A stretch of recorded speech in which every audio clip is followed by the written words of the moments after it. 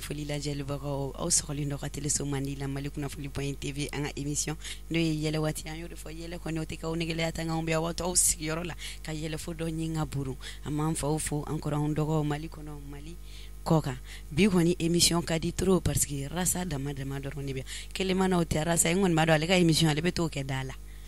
fo n'a y'a minɛ an ka daba dama bi kɔrɔmatigɛli ne ma mɔgɔ tɔgɔ fɔ est ce que ne ye mɔgɔ tɔgɔ fɔ ne ma mɔgɔ tɔgɔ fɔ ou bien ni o tɛ ya ne mɔgɔ tɔgɔ fɔ est ce que ne mɔgɔ tɔgɔ fɔ mɔgɔ tɔgɔ ma fɔ est ce que ne mɔgɔ tɔgɔ fɔ ni min sigalen don a yɛrɛ la o b'a yɛrɛ ye quoi i tɛ fili o ma bon ne n'i tɛ ne n'i tɛ mɔgɔ ma fɛ i ka na rasa k'i kun ne ka rasa bɛ ne kɔnɔ de k'ale ka rasa b'a kɔnɔ de lekurulen an ɲɛ tɛ nin cɛnin na aw b'a dɔn wa a ye wo ci a la dɛ wo ne ma jigin la ne jigila énergie mɔgɔw de la walahi énergie mɔgɔ ye mun k'i la olu ko i m'a ye kurantigɛba tun bɛ Mali la yan ka cɛ olu taara ne sɔrɔ ko n ka rasa single ma u bɛna fili dɔ passer dɔɔnin u bɛna n'a ye ma kabini o yɛrɛ donni bi cɛ yɛrɛ n ka cɛ ɲinan san 1000 ni dɔɔnin n ka rasa ma se ka segin ma wari sɔrɔ jɔn perdre la sisan i perdira voilà donc i ma kɛ ni rasa ye voilà i ma kɛ ni wari ye c'est bien o de kama n ye kura min na bɛn o bɛ n kɔnɔ de quoi parce que n'i y'a labɔ énergie mɔgɔ kana n'a ye tuguni k'i k'a d'u ma donc i b'a to i kɔnɔ mais an kɔni ta bɛ kɛnɛma an ta bɛ kɛnɛma mɔgɔ kɔni ɲɛ b'anw ta la voilà an ma daminɛ gauche droite ou bien an ma daminɛ fan jumɛn min bɛ ci dɔrɔn min bɛ ne ci ya ok problème t'a la tonton Arasa ja bɛɛ bɛ kɛ tonton Arasa ayi n bɛ dɔ kɛ tonton Arasa ka dɔ kɛ papa Arasa ye an t'a kɛ ten tɔ bon n'a kɛra cogoya min na tonton Arasa i t'i tɔgɔ fɔ an ye bon ne tɔgɔ ko Yusuf Kone Yusuf Kone awɔ Yusuf Kone ok Yusuf Kone yalima Imur tɔgɔ b'i la bon Imur tɔgɔ tɛ n na parce que u bɛ n wele Yusuf de la caturu kɔnɔ ka caya i ma parce que n b'a sɔn ka Imur tɔgɔ da n na n y'a to peut-être a bɛ se ka kɛ don n'a nata la an ka caturu dɔ bɛ succès sɔrɔ ni tɔgɔ dɔ ye bon déjà a ma se i ka tɔgɔ wɛrɛ da i yɛrɛ la wa o tɔgɔ bɛ tugu i kɔ siɲɛ kelen wa i ma o de la ne yɛrɛ ma girin Imur tɔgɔ nɔfɛ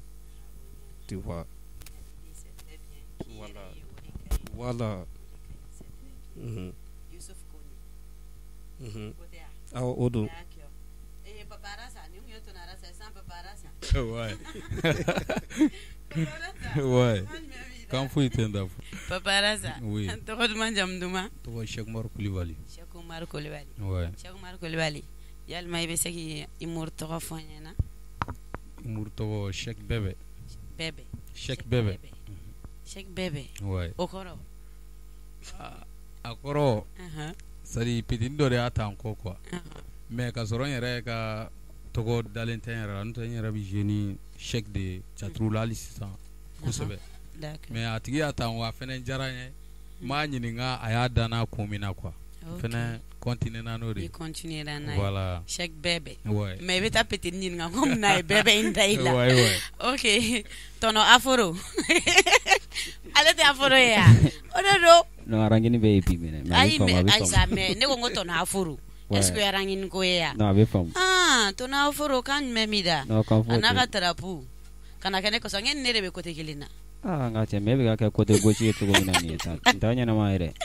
ok tɔnɔ Aforo i t'i tɔgɔ duman jamu duman fɔ an ɲɛna ne tɔgɔ Yaya Dumbuya Yaya Dumbuya awɔ d'accord Yaya Dumbuya yalima i ye Imur tɔgɔ b'i la ouais Imur tɔgɔ bɛ n na ok i bɛ se k'o fɔ an ɲɛna Jean Burugi Jean Burugi awɔ nin tɔgɔ bɔ min ma misɛn bi dɛ kosɛbɛ parce que bon n bɛ se k'a fɔ a sabu ye min ka guruguladen dɔ bɛ yen nɔ Alain n bɛ se ka bɔ a bɔra o la i y'a faamu mais janni k'o cɛ a tun bɛ n kɔnɔ ka a kɛ n tɔgɔ ye quoi parce que ne tɔntɔ dɔ bɛ yen nɔ wa kabini tɔgɔ kɛla Jean de ye quoi i y'a faamu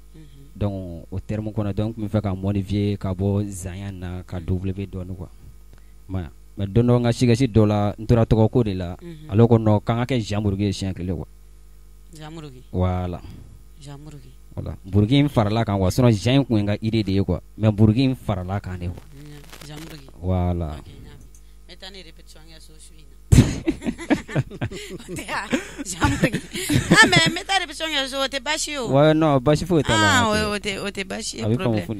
problème foyi t'a la donc an bɛna tonton Kone fɛ Yusuf o tɛ ya Yusuf an bɛ fɛ ka ɲininkali damadɔni tɛ ŋu la n'a tɛ k'i ma baasi ye Yusuf yalima i donna baara in kɔnɔ nin y'a san joli ye bon ne donna baara in kɔnɔ n y'a daminɛ vers le 13 décembre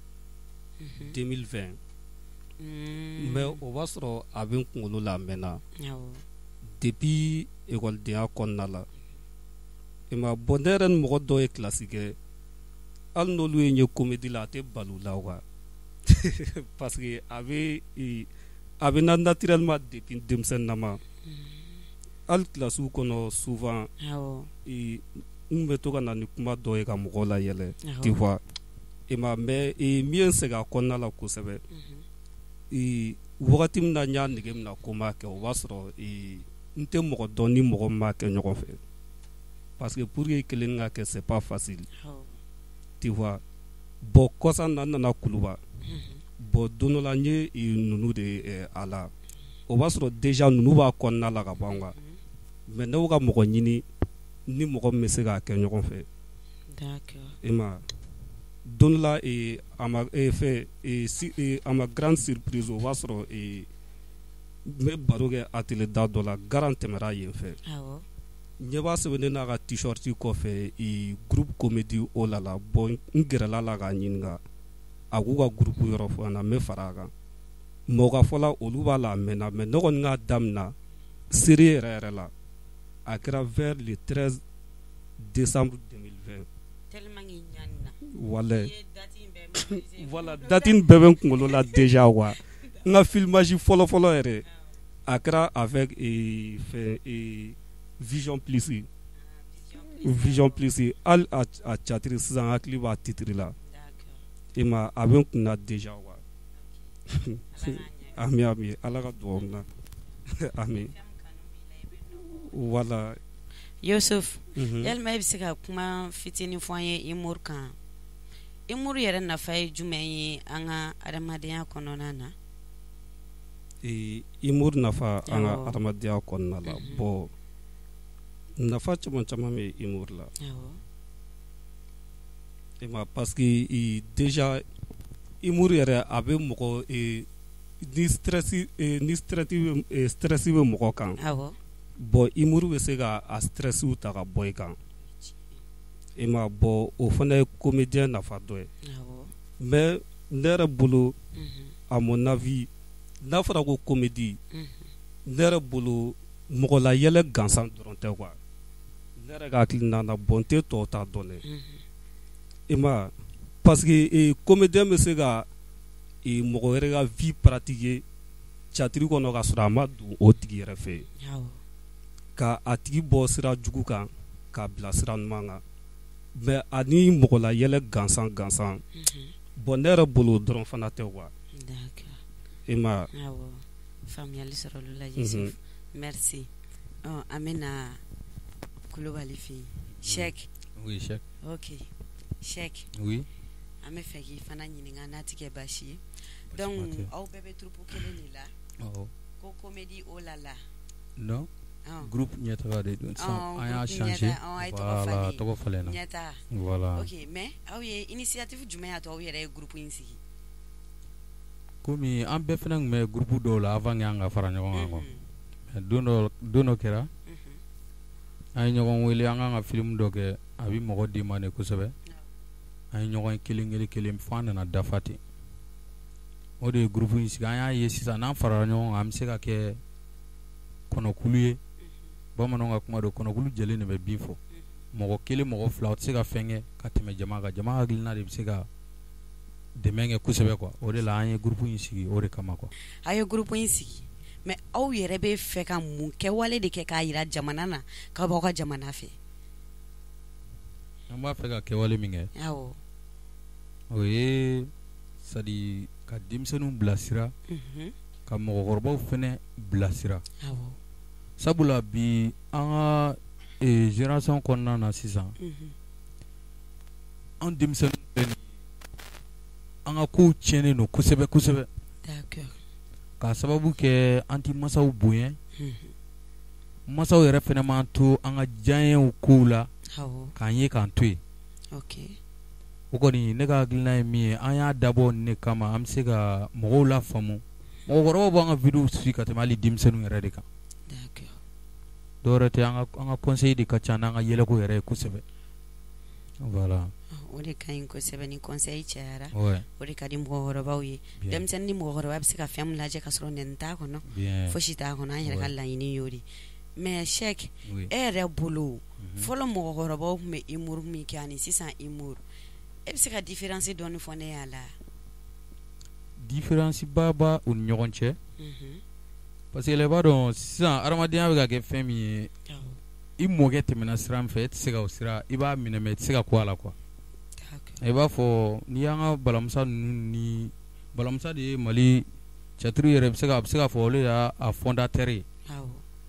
mais n'i y'a daminɛ olu la ka na bila Gima ninnu ni Tendema ninnu na an yɛrɛ denmisɛnninma tun b'a lajɛ kosɛbɛ mais conseil min b'olu taw kɔnɔ mais o jaga de tɛ sisan taw kɔnɔ quoi sisan taw ye a plupart yɛrɛ sungurunko a musoko yɛrɛ base de ka ca ni a fɛn bɛɛ ye quoi manamanakanw i m'a ye mais e yɛrɛ bɛ se ka kumakan jumɛn lase sisan humorisiw ma pour que u bɛ se ka dɔɔni bɔ olu la k'a sɛbɛ caya ni a kulonkɛ ye ne bɛ se ka min fɔ o la mɔgɔninfin bɛ diɲɛ baara o baara la n'i y'a kanu wari de nɔfɛ walima i y'a kanu muso de nɔfɛ i tɛ se ka ko ɲɛnama kɛ i bɛ musow ka hakilina de fɔ o la quoi n'i bɛ wari de kɔ i bɛ parce que diɲɛlatigɛ fɛn bɛɛ ye kanu de ye quoi ne yɛrɛ filɛ ne donna cɛtiri in na ne ma don a la wariko la ne donna a la ka di ne yɛrɛ avant que yɛrɛ anw ni ninnu ka bɛn groupe la a 2018 ne ye n ka filmage daminɛ n bɛ n ka fɛn dilan téléphone na n bɛ mɔgɔw bila u bɛ n ka téléphone minɛ u bɛ n filmer n bɛ tila k'a labɛn n ka téléphone na k'a bila a 2018 mais hali o ma kɛ Bamakɔ o kɛra Jalakɔrɔji kɔfɛla yɔrɔ dɔ la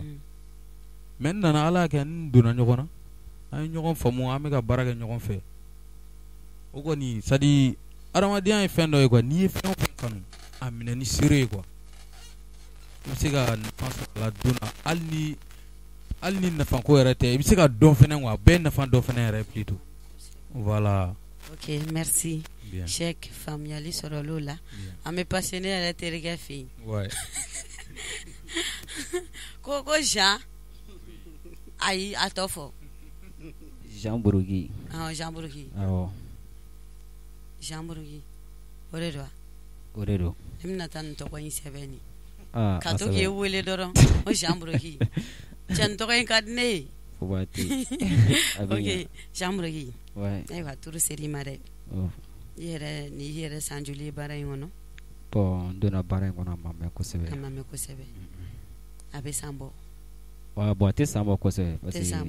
2021 kɔnɔna in yɛrɛ de la ne donna baara in kɔnɔna na ok i y'a faamu mais kun jumɛn yɛrɛ y'a to e donna e ye baara in ye ka don a kɔnɔ munna i donna a kɔnɔ kuma bɛ mɔgɔw nɛni a baara in na baara lankolon ni aw bɛ tan o bɛɛ la e y'o ye ka don a kɔnɔ munna wala bon n'an ko an ka don bɛɛ kɔnɔ sisan o bɛɛ bɛ se ka ɲɛfɔ e fana ye i y'a faamu bon ne bɛ se k'a fɔ muso ye ne don baara in na mais a fana kɛra ka da condition min kan a taara ka ne bolo dan quoi m'a faamu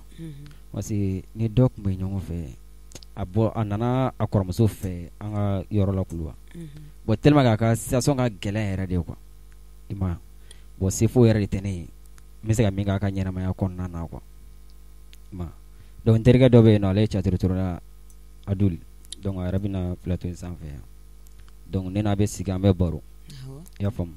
donc ne nana ka na ka kuma ɲɛfɔ a ye a ko bon tiɲɛ yɛrɛ la olu kɔni b'a kɛ mais wari t'olu bolo foyi mais taalen ɲɛfɛ n'a yɛrɛ sila a bɛ se ka kɛ olu ka ɲɛnamaya dilan sababu ye i ma ye donc o temps kɔnɔna na sisan ne tun bɛna denni di a ma o kɔnɔ quoi bon a bɛ to ka répétition kɛ denni kun so kɔnɔna na ne n'a yɛrɛ bɛ taa ɲɔgɔn fɛ sufɛ a bɛ ko trace ɲɛfɔ a ye bon a nana tila ka na saliya ko in na quoi donc ne ko Adul ma n ko bon komi a ko kɛra nin cogo la tan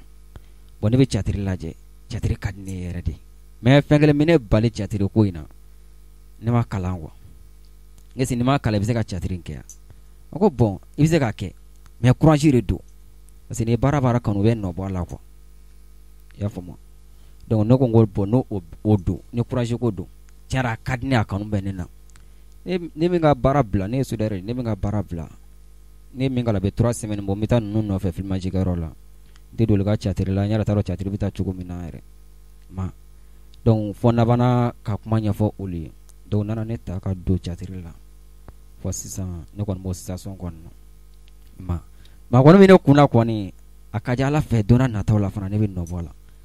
i y'a faamu parce que a kanu bɛ n na n bɛ k'a ɲɛɲini wa bi n fana bɛ k'a ɲɛdɔn mais espérance min bɛ na bi o tɛ n kun nama la quoi i y'a faamu Ala k'a bɛɛ nɔgɔya amina yarabi Ala k'a nɔgɔya o ɲana yɛrɛ de n'i ye fɛn min ɲini Ala fɛ a b'o de nɔgɔya ye mais e yɛrɛ bolo a wagati ni sisan cɛ i ye gɛlɛya sɔrɔ i bɛ ka tugu mɔgɔ minnu kɔ est ce que u ye baara in gɛlɛya i bolo bon tiɲɛ yɛrɛ la n b'olu bɛɛ lajɛlen fo o la tiɲɛ yɛrɛ kabini ne donna baara in na olu ka gɛlɛya ma se ne ma baara in kɔnɔna na nkalon ma ɲi i y'a faamu donc n taara olu sɔrɔ ni baara simɛ min ye n fana bɛ baara kɛ ni o cogo kelen de ye i y'a faamu donc o bɛɛ n'a ta a ti ɲa f'i de ka ko dɔ de kɛ m'a faamu n'i donna ko la ko tɔw bɛ a la ni tɔw bɔra i yɛrɛ fana de bɛ bɔ i y'a faamu donc ne kɔni ne donna la ne ma dɔn a la ko tɔw b'a la dɛ ne donna la ka di ne ye de m'a faamu mais e yɛrɛ bolo baara in ye mɔgɔlankolon baara ye wa mɔgɔlankolon baara don mais mɔgɔlankolon baara don mɔgɔlankolon den de tɛ se k'a kɛ m'a faamu donc baara min don a ka nɔgɔ komi a ka gɛlɛn ne yɛrɛ kun t'a kɔnɔ kuma min i ye filɛ k'a fɔ cogo min na ne yɛrɛ kun y'a kɛ n ko sɛbɛ ko tɛ i ma mais ne yɛrɛ donna a kɔnɔ c'est ne yɛrɛ dɔn k'a fɔ fɛn min don quoi est-ce que bɛ k'a ye voilà ok merci ni kun y'an ka comédiens ye u ka point de vue ye humour tagasira la y'a dɔn an bɛɛ bɔra k'o lamɛn aw kana ɲinɛ k'aw abonné an ka chaîne YouTube la an kanubagaw an b'aw fo ka wale ɲuman dɔn aw minnu m'aw to aw sigiyɔrɔ la k'an lajɛ aw sara t'an bolo an b'aw fo ayiwa ko yɛlɛ waati sera k'an ka yɛlɛ o tɛ ya tonton Cheick Jean Bruy Yusuf yafa masa ne yɛrɛ ɲinana k'a ye soudeur ye kunu ne ka so ne ka porte fankelen ne buru na i t'a kɛ Ala kama ko k'a souder wari ma sɔrɔ ne bolo Ala n'an bɔra yan n'i ta i bɛ taga Ala kama i bɛ taa souder ni y'a bannen jan ne ka fɛn o fɛn kari la hali ni fɛn min tɛ souder ne b'o ta ka taa ni o ye b'o souder hali ni ne pointi fila binnen ne b'o ta ka taa Jean fɛ ne b'o souder bon y'a kɛlen kuma kɛra sinon n'i ka porte dilanni ko don fana n bɛ se k'o k'e ye fu la parce que hali dan an yɛrɛ n'ale plateau in kan fɔlɔ o ye foli belebeleba ye k'a di e ma quoi o ma fɔ ma d'accord an b'aw lamɛn k'an ka yɛlɛ aw kanubagaw ko k'aw ka humour dɔɔni f'u ye pour que u bɛ se ka yɛlɛ cogo min na tonton Cheick oui tonton Yusuf Jean Bruy an b'aw bolo ok Cheick an ka taa i b'a dɔn n kɛra kunati cɛkɔrɔba dɔ de ye kunati cɛkɔrɔba in tellement que a ye musonjinin furu musonjinin ka ko donna a kunkolo la ka dama tɛmɛ dugu jɛra a sira musonjinin fɛ quoi dugu jɛra a solila ka bɔ si nana fɔ a ɲɛna k'a ka taga dugutigila la ale pressé a y'a ka fugula a labɛn sisan ka fugula ta k'a b'o don jaa ye muso ka caleçon de ta k'o don a kunkolo la a n'i sigi a ka dukɛnɛ na sisan muso nana sɛri sigi ko sɛri filɛ nin ye kɔ kɛ mais o y'a sɔrɔ a bɛ so kɔnɔ fɔlɔ sɛri sigira ka sɔrɔ a bɛ so kɔnɔ quoi ale nana bɔ k'i sigi sɛri kunna a k'a denw wele ko ngolonji a ye n'an ka sɛri min ngolonin ji nana ka sɔrɔ fɛn min bɛ cɛkɔrɔba kunna olu ko ba an fara sɛri la olu y'u kɔ don u y'a ye solution tɛ na u taara a terikɛ dɔ nɔfɛ ka na terikɛ nana a ko fɛn dɔ b'an fa kunkolo la an tun tɛ se ka kuma fɔ a ɲɛna terikɛ nana o la terikɛ nana cɛkɔrɔba sigilen sɔrɔ ko o y'a sɔrɔ Kunatɛ de don dɛ ko Kunatɛkɛ ko nin ye mun ye kunkolo la nin m'a yɛrɛ i ka su jara dɛ ko n perezelen don n bɛ ka taa dugutigi ye mɔgɔ bila ka na n wele de ko mais i kunkolo la taa in lajɛ kɛ cɛkɔrɔba y'a bolo bila kunkolo la k'a ye muso ka caleçon de bɔ cɛkɔrɔba a mɔla kojugu a tilenna so kɔnɔ de a ma se ka bɔ a ye tɛgɛrɛ fɔ a yɛrɛ kun voilà an ka tɛgɛrɛ b'a fɔ voilà ok o diyara n ye ou bien an ka passer tonton Yusuf fɛ yen fɔlɔ tonton Yusuf an b'i bolo ok bon Traoré laka minnu sigilen don k'an lajɛ ayiwa kabini ma kuma na n ka fiyɛ cameraman ye Traoré n'i y'a fɔ a bɛ ka image coupé non nin y'olu de ta ye quoi ani Danbɛlɛlaka minnu sigilen don k'an lajɛ nin y'olu de ta ye ayiwa parce que i b'a dɔn concours dɔ delila ka kɛ ne ɲɛna Traoré ni Danbɛlɛ ni ɲɔgɔn cɛ wa n bɛ min fɔ na cɛ concours ma diya dɛ non f'a ka k'i yɛrɛ ɲɛ na société da la ne yɔrɔ caman yala o de la n ye kabako caman ye ɲɛ la quoi i ma o de la n bɛn'o fɔ na bi i b'a kalama o kun ye concours min ye n'i y'a f'i ɲɛna i tɛ da la bokɛ concours de kun don ko f'i ka bo kɛ k'a sɔrɔ i ma concentré ka bo kɛ quoi i ma o bɛ kɛ et puis technicien yɛrɛ bɛ yɛlɛ ta fɔlɔ et puis fana kɔnɔboli bo ko tɛ dɛ kɔnɔja bo de ko don n bɛ min f'i ɲɛna ko ninnu fila de y'u sigi u fila de taara concours final la u fila de taara final la Danbɛlɛ ni Traoré Danbɛlɛ kelen Traoré kelen voilà u taara final la ko ninnu fila de y'u sigi k'u ɲɛsin ɲɔgɔn ma jaja ni fila bɛɛ mɔgɔ lankolon mais dɔ fana ka kegun dɔ ye Traoré y'i sigi k'i ɲɛsin Danbɛlɛ ma ko ne ko Danbɛlɛ ale bɛ fɛ ka bo kɛ ka sɔrɔ a ma concentré wa ko Danbɛlɛ ko cɛ ko ne ko cɛ e ɲɛ tɛ nin fɛn na fo n'a b'u fɔ a b'i concentré wa fo yen fɛ o b'a sɔrɔ a ye bo dɔ kɛ siɲɛ filanan na a seginna kan sabanan na de cɛ bɔra a kalama bon ale y'a ta kɛ mais a m'a ta kɛ ni keguya ye wa ale ko ko n y'i ka kuma faamuya ko donc ko e bɛ fɛ k'a fɔ ko fo ale kɛtɔ k'o fɔ dɔrɔn ale fana ye dɔ bila ka jigin bon mɔgɔ y'ale ta mankan bɛɛ wa o kɛra ale disqualifié cogo ye donc a ye tɛgɛrɛ fɔ a yɛrɛ dɔ in de gagné o la donc de gagné wa tiɲɛna kɔnɔ jabo i ma concentré voilà o ma nɔgɔn fiyewu an Traoré ni Danbɛlɛ ko foli belebeleba bɛ d'aw ma foli belebeleba b'u ye an tɛ na ne tɛ kuma b'i bolo ma tɔgɔ ja kojugu i tɛ fɛ k'a fɔ de yan Jean-Bruno tɔgɔ bɔra kɔnɔ dɛ ayi a ma bɔ a kɔnɔ e tɛ fɔ ne dɔn ok e tɛ ne dɔn n ye mun kɛ sisan k'an tɛ sa muso jama ka ko ma nɔgɔ dɛ an ka taa voilà bon an bɛna fɛn fitinin dɔw fɔ a ye dɔrɔn k'o faamu donc ne mɔkɛ sara a mɛnna dɔɔnin a bɛ taa sɔn san 10,000 ɲɔgɔn na quoi donc ale mɔmuso ne mɔmuso donc mɔkɛ ɲɛnafin y'a minɛ quoi a lettre ci donna sɔgɔmada fɛ ko Jean-Bruno ne ko ko ne nana ko ne ka taa n ka lettre ci n ko lettre ci min ko mɔgɔ ma kalan a bɛ se ka taa lettre ci cogo di ko ayi k'e ka taa n'a ye ba ne ye lettre minɛ a bolo donc ko ne ka taa lettre kalan n mɔkɛ ye quoi ne ko ka taa lettre kalan ne mɔkɛ ye ko awɔ ne ko problème t'a la ne fana y'a minɛ sa ka sɛnɛjalan daji ani kɔgɔ dɔɔni ni sukaro k'o la sa k'o bila n kɛrɛ la ka kaburidon sira minɛ ne taara se kaburidon na cɛkɔrɔba dɔ ye ne ɲininka ko n tɛ k'e bɛ ka taa n ko n bɛ ka taa n mɔkɛ fɛ yen ko bon ko sira filɛ nin ye ne taara ka taa sɔrɔ ne mɔkɛ sigilen bɛ a ɲɛ bilenlen ko ɲazankɛ ta ne lettre bɔ ka lettre d'a ma a ko ko bon ko ne k'ale kɔnɔ da la yan ne ye n jɔ da la ka n jɔ da la cɛw ta tɛ ka mɛn ne sisi tɛ ka bɔ sɔgɔmada fɛ ni n dun wulila ne da bɛ ko sɔgɔmada fɛ sɔn ne ko cɛ yɛrɛ n ko jɔli ko sili ko tɛ problème ye sa mais aro dagobaliya min filɛ nin ko nin de ye problème ye sa donc makɔrɔ ka avion dɔ de kun ka taa jigin yen nɔ donc olu ye recherche kɛ avion kɔnɔ n t'a dɔn n'a sɔrɔ y'a mɛn réseaux sociaux ninnu sanfɛla ninnu na ma donc ne jɔlen mɛnna ne tɛ ka bɔrɔsi sɔrɔ n tɛ ka place sɔrɔ ne fana ye avion tɛmɛtɔ minɛ dɔrɔn k'a kɛ a ɲɛ tereke k'a bila donc k'olu kɛ sira di ne ma e cɛ ka cɛ donc ne fana bɔra an cɛ denw ye yɛlɛ waati ye han Jean-Bruno i y'a da i mamuso la k'a da i mɔkɛ la Cheikh e tun bɛ fɛ ka funɛ i b'a dɔn ne ye funɛ tɔgɔ ye ne bɛ dimi ne ko Cheikh ja ne ko ka go ne tun tɛ nin kalama jama émission na ko ka go cɛ in t'a dɔn i b'a dɔn o kɛra min na ne ye funɛ tɔgɔ dɔ de kanu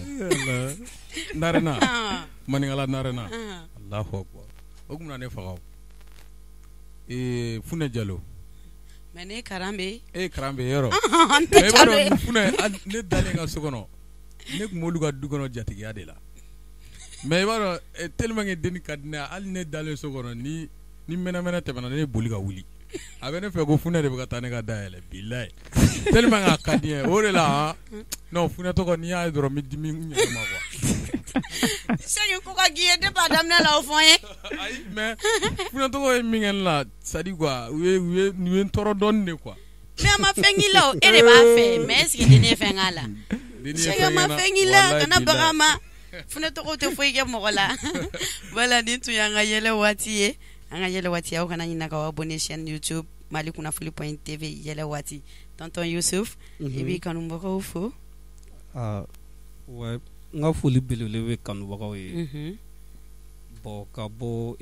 an yɛrɛ sigilen don yɔrɔ min na fɔlɔ Kuluba wala n ka foli belebele b'u ye n'an ko k'an b'a bɛɛ fɔ a bɛɛ tɛ se ka fɔ ka ban e ma ka taga se fɔ Kalabankura ma e ma n yɛrɛ n ka denmisɛnniya kɛ yen de d'accord e ma foli belebele b'a b'u ye d'accord ok Cheikh oui an b'i lamɛn kanubagaw fo foli bɛ kanubagaw ye n ka foli bɛ hali Fune yɛrɛ kanubagaw ye voilà merci voilà sisan an bɛ yɛlɛ diɲɛlatigɛ ye kanu de ye awɔ mɔgɔninfin i bɛ baara o baara la ni mɔgɔw sɔrɔla k'i kanu i b'i taga ɲɛ sɔrɔ a la d'accord yɛrɛ bonya fɛnɛ an comédiens ni artistes i b'a fɔ dɔnkilidala an k'a dabila quoi mɔgɔninfin tigɛ foyi ye adamadenw kɔ quoi i nana mɔgɔw bolo i bɛ taga mɔgɔw bolo o de la n ka foli b'u bɛɛ lajɛlen ye sera ka min tɔgɔ fɔ ma min tɔgɔ fɔ n ka foli b'u bɛɛ lajɛlen ye d'accord merci Jean-Brieuc an b'i bolo ok n bɛ kanubagaw bɛɛ lajɛlen fo kɛrɛnkɛrɛnya ka se e yɛrɛ Fune ma fɔlɔ ani teleso n'a a baarakɛlaw an bɛ dugawu kɛ ɲɔgɔn si ni kɛnɛya yarabi Ala k'o ballon d'an ma an bɛ ka fɛn min ɲini yarabi Ala ka nɔgɔya an bɛ siran min ye Ala k'an kisi o ma donc foli belebele an b'o ta k'o di Kulubakaw ma mais fana ma ɲinɛ an faso mɔgɔw kɔ n'o ye Bugunikaw ye parce que nin ko in kama caman ye Jean-Brieuc dɔn quoi n b'a fɔ ma donc a n'an ka caméraman n b'a fɔ ma foli belebele b'a ye n'o nana technicien ko a bɛ son tigɛ aw la technicien i ka foli belebele bɛ d'accord k'an bɛ Bugunikaw fo voilà Kulubakaw an b'aw fo an b'aw yɛrɛ fo an y'aw wele aw nana ka wele jaabi a diyara an ye trop an b'a fɔ aw k'an bɛ a ɲɔgɔnna wɛrɛ nin tun ye émission duman ye bye bye